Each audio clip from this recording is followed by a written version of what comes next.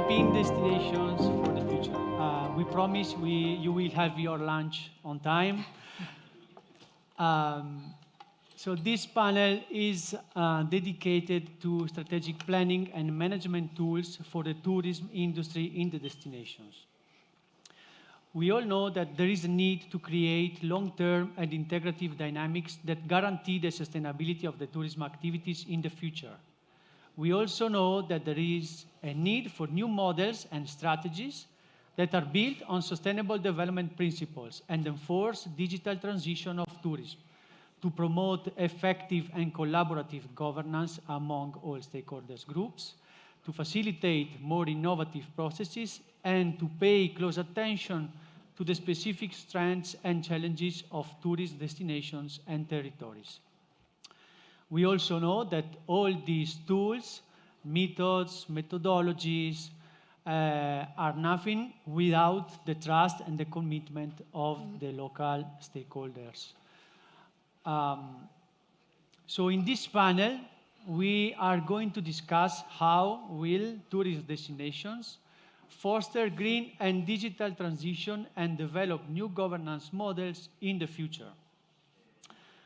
Together with me, there are our four distinguished speakers. They will, I think it is a very interesting mix of speakers because they are representing all the levels of the governance actors. We have a representative of the ministry, a regional authority, and then local, regional networks of local authorities. So we are very curious to listen to you and to your inputs to this discussion. This session is organized as the previous one. So in the first part, we will listen to their speeches, and then in the second one, we will have half an hour of discussion. I will have some questions to trigger the discussion, but then you will also have the possibility to use the app and to make questions to the speakers. So they are talking about four very interesting and innovative projects that have been developed and funded by the Interreg-Med program, and they developed their activities in the last 3-4 years. And they are namely Heridata, which worked on using big data to manage tourism flows and their impact on the heritage. Then it will be presented by Ms. Magali Ferran. Then we have the project WinterMed, which developed strategies for all year-round sustainable tourism in the Mediterranean islands. Then we have SmartMed, which developed, again, another smart and inclusive and sustainable tourism model of new business, supported by collaborative stakeholders platform. And then Sustowns, which developed planning tools, planning documents to address the marketing of tourism for stabilizing tourism flows in small towns. So we are very curious to listen to you. I leave the floor to our speaker. Magali, please. Yes. The first question, do you want to ask me the first question? Well, you are free to present your. Okay, the question is about the main challenges for our tourism, and yes. On my opinion, the tourism industry, we have to be part of the transition of economies and societies, and we'll have to develop a more transversal approach. This transversality is essential, and more specifically, the tourism industry will have to take into account the major challenges of transition. That's to say biodiversity, decarbonization, climate change, water management, pollution, land use, etc. Tourism industry will also have to consider its impact on employment and adapt to social change and question its responsibility for the well-being of citizens, salaries, and the development of territory. So the transversality, it's for me the first challenge. The second one is about mobility. Even the figures on the carbon impact of tourism travel are controversial. The importance of tourist travel is undeniable and must push stakeholders to accelerate research and development of green solutions. For example, in Occitanie, we are supporting a research program on green aircraft, and we are very involved in hydrogen, in rail transport. The third challenge, we talk about this challenge this morning, is about climate change and resilience. And we have to think about the future of our ski resorts. We have to think about to manage and anticipate natural disaster. We can fight against heat sinks in coastal or urban destination or along cycling routes. So climate change and resilience is the third challenge. The fourth one is about employees. How can we support the transformation of tourism professions? What are the jobs of tomorrow? And what are the expectations of employees? Insofar as tourism is a service economy that creates jobs, we must anticipate the transition. The last challenge, which is as major as the previous one, is that of governance and regulation.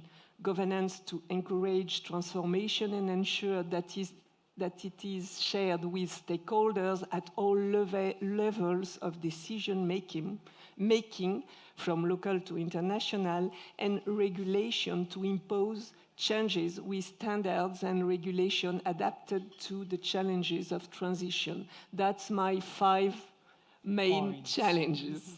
Thank you. Thank you, Magali. I leave the floor now to Sonia. Please, Sonia, use the stage. Thank you. So, good morning, everyone. And it's a very pleasure for me to be here today. And Toscana has a European office, a strong European office. And the head of our office is Elena Conti, and our project manager is Lorena Vidas. I'd like to say his name, because they are our column in the European office, but they didn't could come this morning here, but they really want to be present, and so they sent me. I'm the manager of the tourism office in Toscana, and I know some of partners of our project, but they want really to be here to say thank you to all our partners that in the few last years worked with us, and in a very difficult way, like all, we do that, and in a very operative way. Last week, we were in Rodi for the final event on Wintermed, and it's a very pleasure to be here and find again some face that we work with us. So, buongiorno from Lorena and Elena to all partners and all of you that you are here today. And Wintermed, what Wintermed is. In a short presentation, we say that Winter Island Network for all year around tourist experience in the Mediterranean area. All year around, we mean that we try to work to management the flow into the year, into the time, also into the space. What does it mean? Into the time, not only in the high season, but try to do some activity on create text by create attraction for period different. And in the space, not only in the same city, not only in the same square or street in the same city. So it's very unpopular sometimes, political and popular, but we need to do that if we want to talk about sustainable tourism. We implement sustainable tourism, but also sustainable economics, because is economics important, because tourism is economic. And what we do, it by project, by involvement of local community and training and innovation. More or less, the work was similar in all our partners and the 6 regions that we work by, and Cyprus, Greece, Spain, Croatia, and France, and also Italy, by Tuscany, with our 3 islands in the archipelago Toscano, that is Capraia, Giglio, and Elba.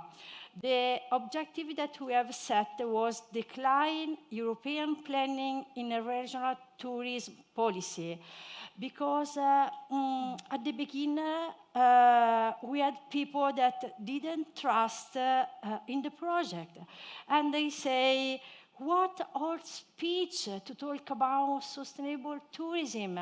And we said, how can we change this mind? How can we demonstrate that now we are working in a different way from the past? Someone told me, tell us before, at the beginning of the morning. So we start in a very difficult period, pandemic period, but we start. And we declined European planning into local policy. It was the key. It was the right key. And then we analyzed the context. The context was very difficult. But after 2 years, we make a people that work together in the same island, island by island, and from region to region. So we can be satisfied about this project and look after to the future with the same strongly that we have in this morning and those days in Barcelona. Thank you. Thank you, Sonia. Thank you, Sonia. I leave the floor now to Xenia. Please, Xenia, the floor is yours. Thank you. It's been really pleasure to be here today with all of you in this great community for sustainable tourism. And let's get down to the point. As we are all aware of, the EU and global policies are giving significant direction and pace for tourism policies whether on national or at regional level. As we already heard today, according to the transition pathway for tourism, all member states or their key tourism regions will have to prepare comprehensive tourism strategies taking account of economic, environmental, and social sustainability of tourism, and all that by 2025. In this document, there are lots of other very significant actions and outputs to be accomplished. And we are very glad that we had the opportunity to hear that also financial resources will be available for these tasks.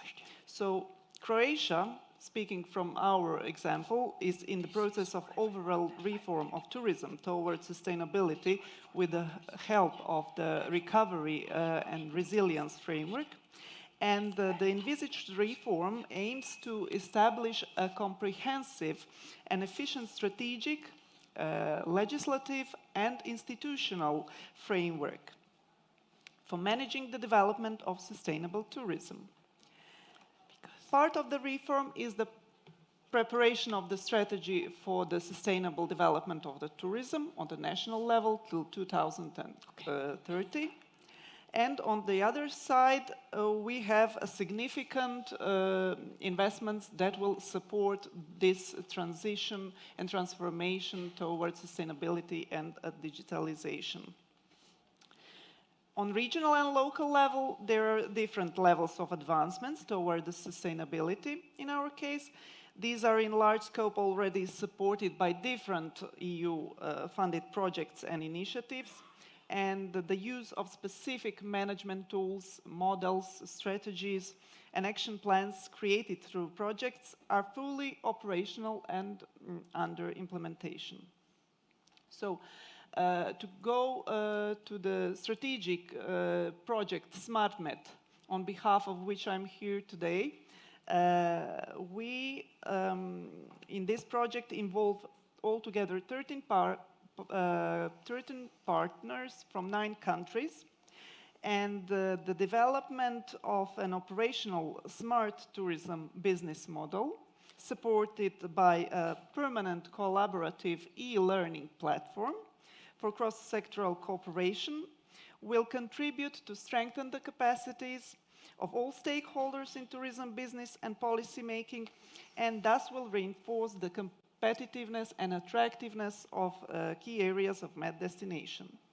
The main objective of the project is to develop Mediterranean as an attractive, smart and inclusive destination. So we are facing key challenges which are primarily high seasonality and lack of cooperation of key actors in our sector.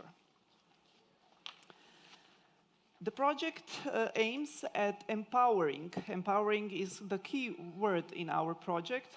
Empowering of public and private actors in tourism sector, particularly supporting institutional capacity building and skills development, and thus contributing to the establishment of structured and enhanced cooperation among multi-level stakeholders in view of developing integrated tourism policies and innovative solutions for our Med destinations. The project, during its implementation, and we will, I hope, fully successfully complete our project till the end of September, has already produced several significant outputs and tools. The first of all and the most important is the smart tourism business model, which finished its testing phase. Works as a matrix comprising 4 specific development objectives, and these objectives can be accomplished through 4 measures. These measures are smart tourism hubs, platforms for cooperation, processes, and communication.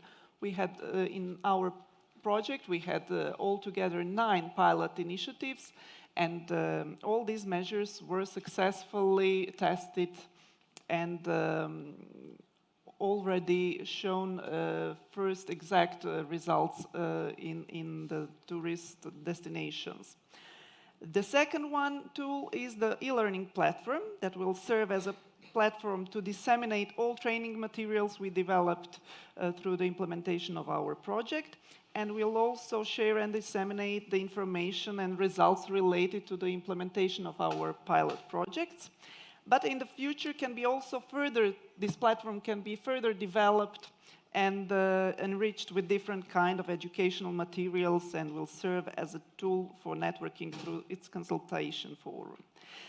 Beside these 2, we will have model guidance and best practices for Med public-private cooperation, still to be finished and prepared, and last but not the least, the report on innovation hubs that will set the ground and provide recommendations for the establishment of a network of innovation hubs in the tourism sector.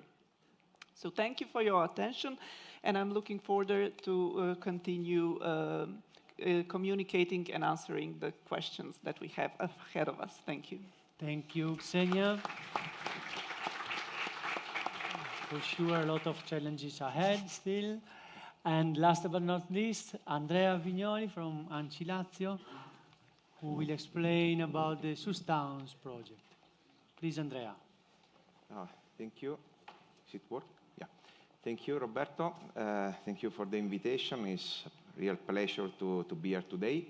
Okay, ANCI, just a few words to what Untitled Lazio is, because the acronym is never easy. ANCI is the Association of the Italian Municipalities, and we represent the regional branch of Lazio region, the region of Rome. And Sustowns project, that acronym, again, all these acronyms, is for enhancing sustainable tourism attraction in small fascinating Med towns. Okay, it was a complicated project because as all the other one, to work in during a pandemic period, it was not easy because our aim is to focus in this small fascinating town, because you know that in Med area we have got a lot of small destinations that are really fascinating, really with a lot of capacity to attract tourist flow. But we have, a lot of them have been really underestimated because all these small towns are every time at risk of depopulation, and so we are going to lose big piece of our Med territories that are really important to develop new capacity of attraction of new touristic flows.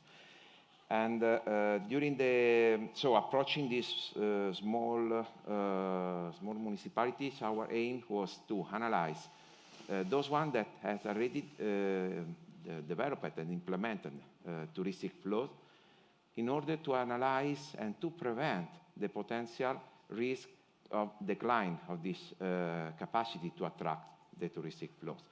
And this is important because we have to preserve, because when the decline starts in a small destination, it's very complex to react.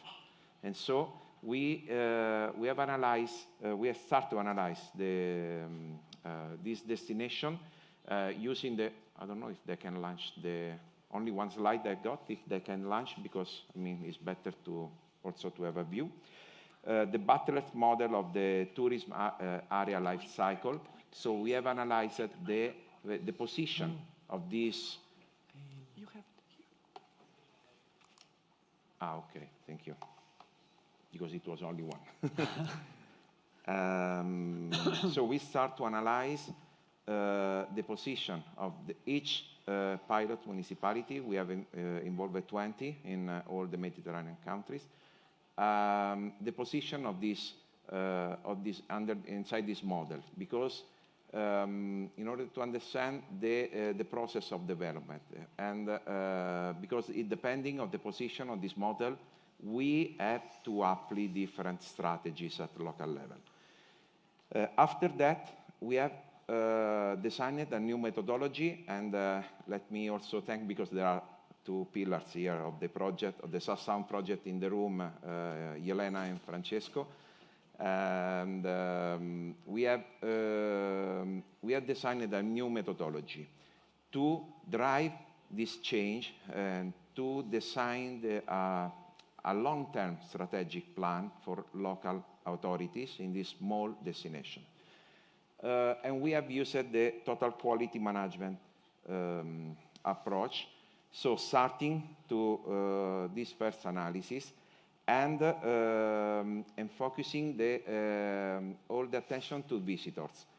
We were talking about big data before, and data are crucial. So we have to know the information about the tourists that we have in our destination. And we need open data, mainly. This is one of the policy recommendations that we have included in all the documents in all the countries. We need open data. And then, starting from that, we have designed a participatory planning. So we have created local focus group at the local level, but involving not only the traditional tourist enterprises. So not only accommodation, restaurants, and so on, but involving, as the World Tourism Organization definition say, all the organizations, not companies, that have their main income from tourists. So it's not important which kind of activity you manage in a destination, but if the majority of your income is related to tourists, you are a tourist operator. And you are inside the value chain of the tourist value chain. So we have involved the association, voluntary group, local guide, but also the same hotel owner, restaurants, and all people involved in this chain. And, but I told you, we were, as all the other one, inside the COVID. So we have used also innovative approach, because we have used the creative techniques in order to involve them also online. And this is important, because the participatory approach is crucial if we want to really implement and really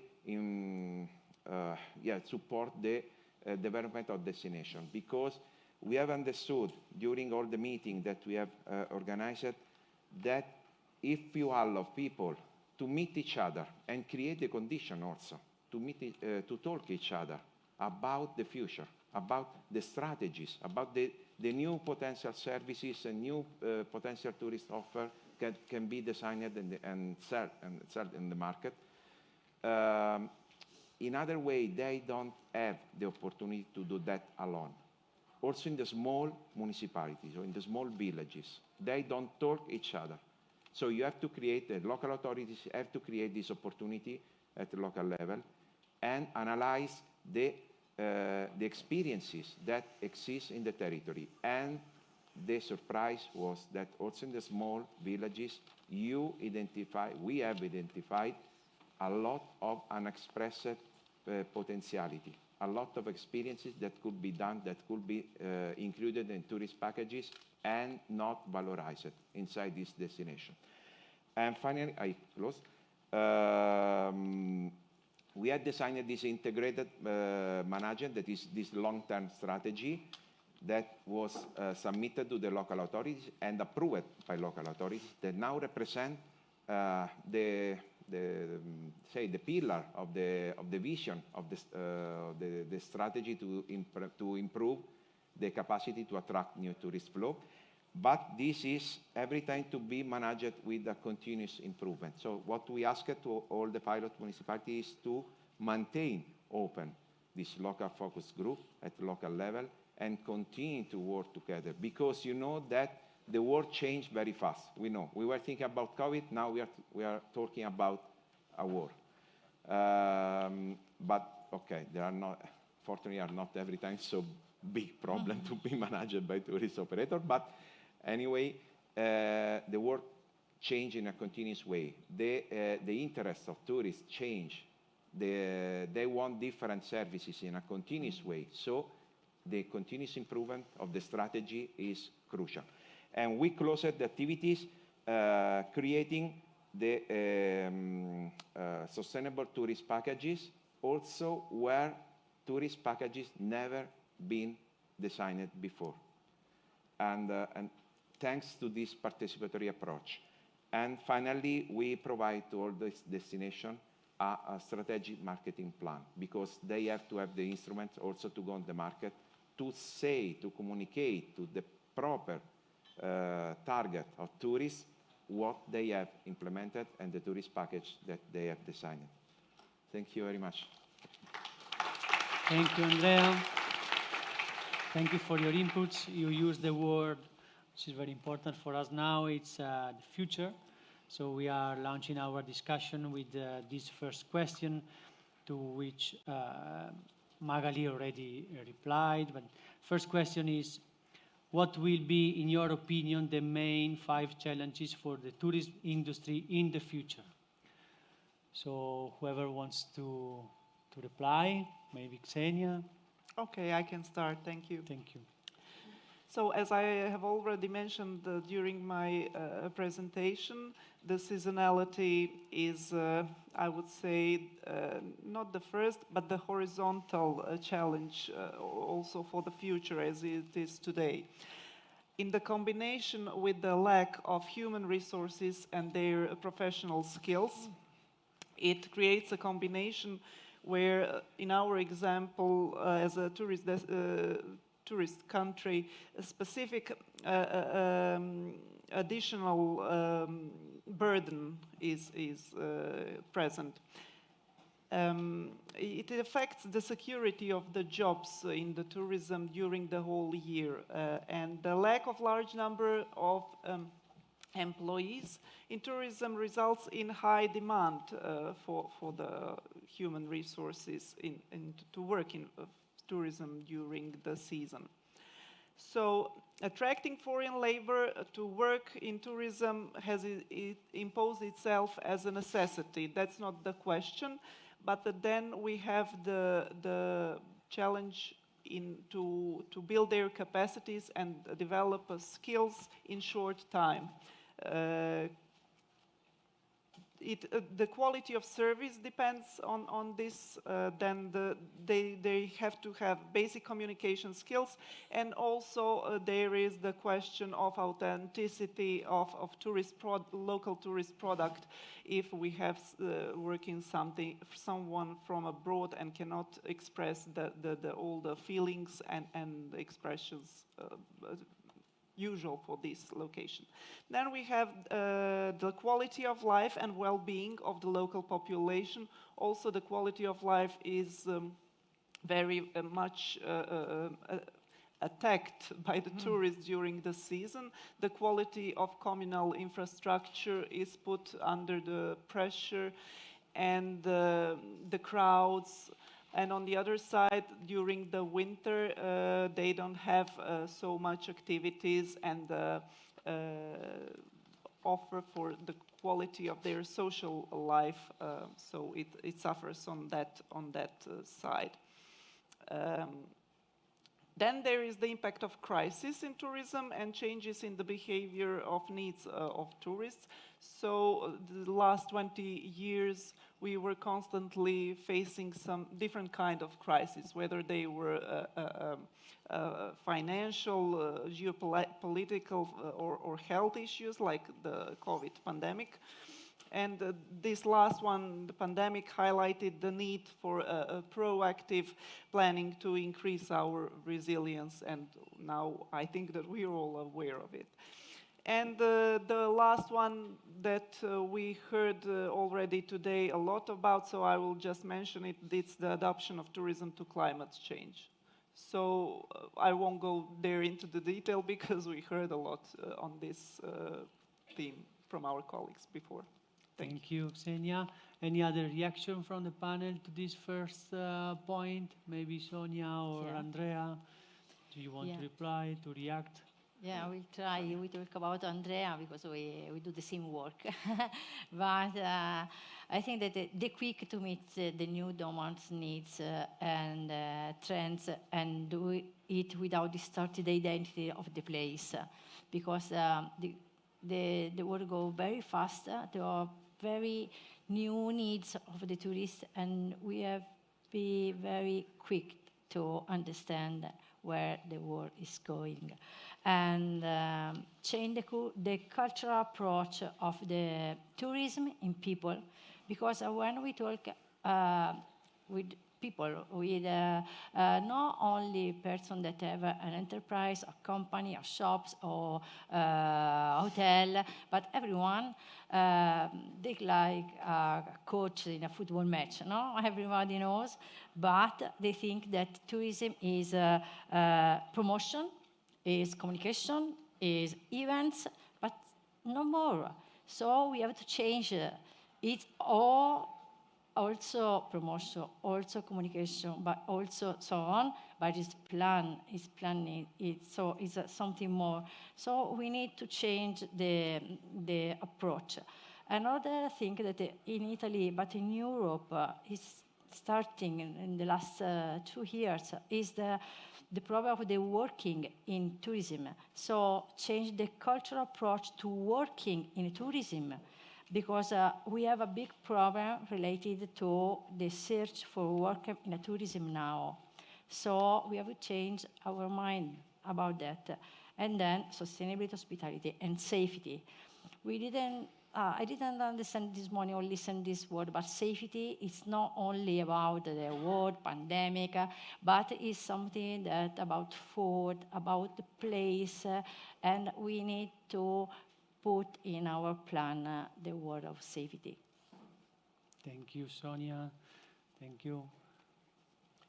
No, I can just add in a really fast way, that a challenge, that for local authorities, so talking about that because I want to repeat the data, the importance of data, but it's something that has to be implemented by national and regional authorities. depends on the country organization. But at local level, for the municipalities, it's important to start to create an organization that can manage in a structured and organized way the destination. And this is really important because all these processes that we have listened today cannot be managed if there is not an organization that implement in this really structured way and organized way all the strategies. So at the end, or you can call as you want, or it's not important which kind of legal status you select, but it's important to have this and have a person, a real expert, that could be a facilitator for this process. Thank you, Andrea. Second question for Magali. So Magali, we are talking about sustainable tourism development since the 70s. Yet, we have not done much in practice. What can governments at all levels do better to foster green and sustainable transition in tourism? Thank you. I do not entirely agree with your observation. It seems to me that since 1970, there have been many developments in the field of sustainable tourism. We can recall the evolution of environmental standards, as well in social fields. For example, gender equality is a reality now. It wasn't in 1916. Access to training to all, it's as well a real progress. So we have done a lot from 1960. So it's the reason why your observation needs to be a little bit balanced. Societies have evolved and tourists are above all citizens. And if citizens change their behavior, of course, tourists are going to change their behavior too. If on holidays, if citizens used to waste sorting or save water and energy, if they do that usually in every day, they will do the same during their holidays. So we have to take into account the evolution of the society more than the evolution of tourist behavior. On the other hand, it's very important. The increase of the number of tourists is very important because something has happened from 1970. It's democratization. So we can't discuss about that. Everybody has access to tourism, to holidays, and it's a sort of right. So we have an increased number of people, but it's because the democratization. So we need, as authority involved in tourism, we need to take into account these very important things, and what government or regional authority can do. We can explain, we can manage, we can regulate, we can legislate, and act with citizens, with tourists, businesses, and destination, young and old people, elected officials, and civil servants. So that's the key, the main key, and the levels we have to use to go for a faster, green, and sustainable transition in tourism. Thank you, Magali. Xenia, what do you think? Do you agree?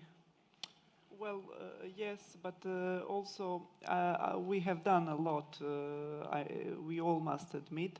But I would like also to add that we must also have in the future targeted and a well-coordinated policy at EU level, so all levels below in hierarchy can follow these strict targets and goals that we want to achieve. Of course, financial support is very significant to implement all the activities that we want to implement and to achieve those goals.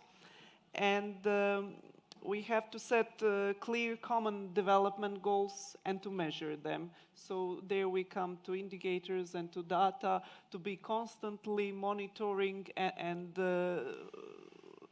monitor where we are going and are we achieving what we are planning to accomplish. Yes.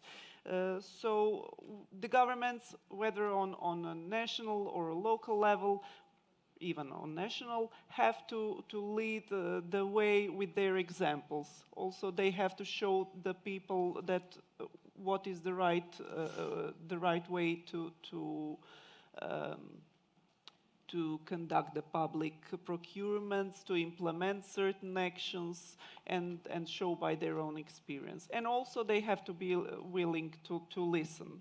When people have to want and are willing to participate and want to say, the governments have to listen and to take that into account. We are all trying that. We are saying that we are participatory, but sometimes it's very hard to do that in practice, and we all have to try even better on this way. Yeah. Thank you, Xenia. So let's talk about the local population for our third and last question. So, Andrea, how can we include local population in the new tourism governance models? Yeah, Robert, if you allow me to can combine also the previous question together to this one. What's happened if we design the better and the greener transition on tourism plan that you can imagine, and we transform a part of the city with the all green hotels, green bars, green restaurant, green discotheque or whatever you want, but not citizens living more there. So the involvement of citizens is important, is crucial with a multi-thematic group, working group, because we have to preserve also the local tradition, the local culture, or we are going to destroy the territories. So it's not only, the sustainability is not only related to the green, but it's also, we have to take into consideration also the part related to the culture, to the tradition, and to local citizens. And we have used, as I said fast before, we have used also the innovation hubs involving citizens. So using this tool, because it's very important also to use the technologies that we got. We have talked about that before in the previous. And with this facilitator that I was telling about is, we have got a lot of tools, a lot of instruments, so that could be used in order to plant the first seed inside the minds of the citizens and all the tourist operators, in order to let them understand that it's possible to change, and also we need to change and start a new plan, a new program, a new approach, a new way to work. And this is important. We can use these new tools, and citizens can provide a very important support because they know the territory, they know the problem, they live there. And we have to maintain them to live there, because what tourists like in that area, in that municipality or city, whatever you want, is created also with the citizen inside. And so we have to understand also their specific needs and to protect them. Thank you, Andrea. We take two questions from the public. The first one is, yes. The number of students who enrolled in tourism management major are decreased after COVID-19. How to deal with this challenge? Who wants to reply to that? That's the tough one. if I can say, I finished the tourism management, and long years ago, I had the difficulty to find a job. I always wanted to work in a hotel industry. And when I applied, I was looking for my first job around 6 months. And I really wanted to work in a hotel. And the major problem for my education and for my experience was the lack of experience, because I didn't have any practical experience when I finished this faculty. In the end, I finished start working in the public sector. It's on something completely different, but okay, I found my way and connection to tourism in the end, and I'm glad for that. But today we all know that situation is very different. We would be thankful to have the possibility to have the people, young people who want to work in tourism, and there isn't enough of them. What we are trying to do in Croatia, we are developing regional centers of competence, even for the for the secondary education, but in the combination with the development of a different kind of programs for the lifelong learning. So maybe even people who haven't finished this school specific in tourism, maybe they can get some skills, additional skills to be able to work in tourism. We have to find different kind of solutions and to motivate young people, show them success stories and nice examples.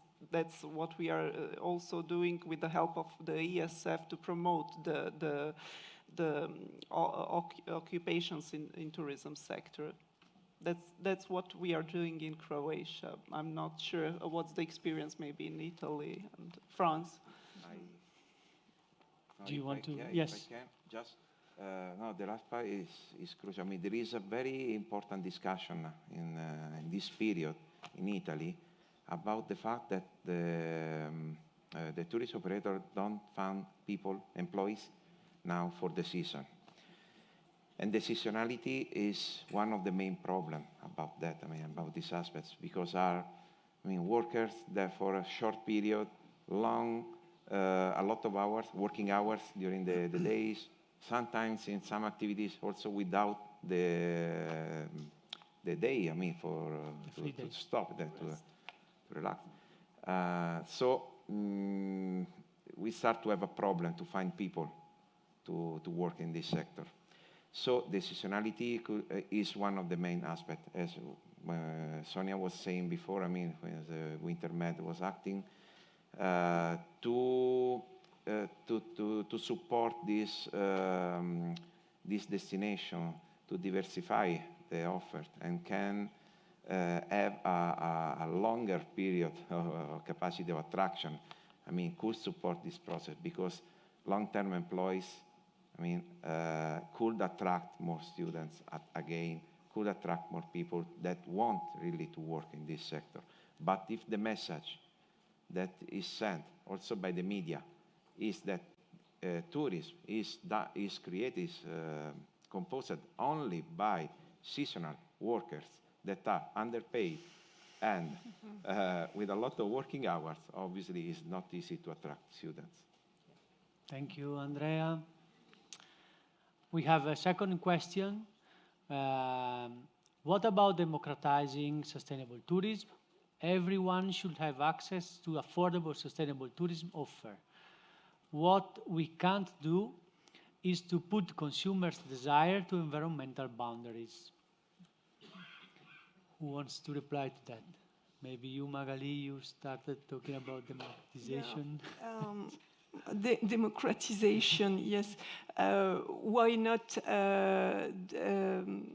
propose affordable, sustainable tourism offer? It's not, for me, it's not a problem. So what the essential is to understand the evolution of the society, of the young people, what they do, what they expect, and to, in my opinion, there is not a problem. I don't understand really the question, because it exists. You can have affordable accommodation, or that. So it's not. I don't understand really I don't really understand the question on that way. No, I try to make point from now to the past about the democratic tourism. I mean, the difference is that the last 10, 20 maybe years, some people could go in a holiday and the other one not. Now, everybody can do that. Because there are so many opportunities, and every one of us can choose about our possibility. But the difference between the past, that was you can go and you cannot go, now the same people, the same person like me, in one holiday, in one weekend holiday, could be a big spender tourist, and in another holiday could be a not big spender, because maybe for me 2 days ago in the high stars hotels with massage, spa, and so on, I spend a lot of money. But after 1 month, I can keep my sack and go to walk to the Francigena, and I don't want to spend, but not because I cannot spend, because I decide to not spend. So now everyone can go everywhere, more or less, because we have a lot of opportunity, and before not. But who work in a tourism have to remember that the same person can be high spender tourist or not. And sometimes we are not prepared to do, because we think in a whole way. High spender, no high spender. No, it's not like this. The same person can spend or not spend, how he decide. Okay, thank you very much. So I think we can close this very interesting panel here. Thank you very much to our speakers. Thank you to you for listening to us.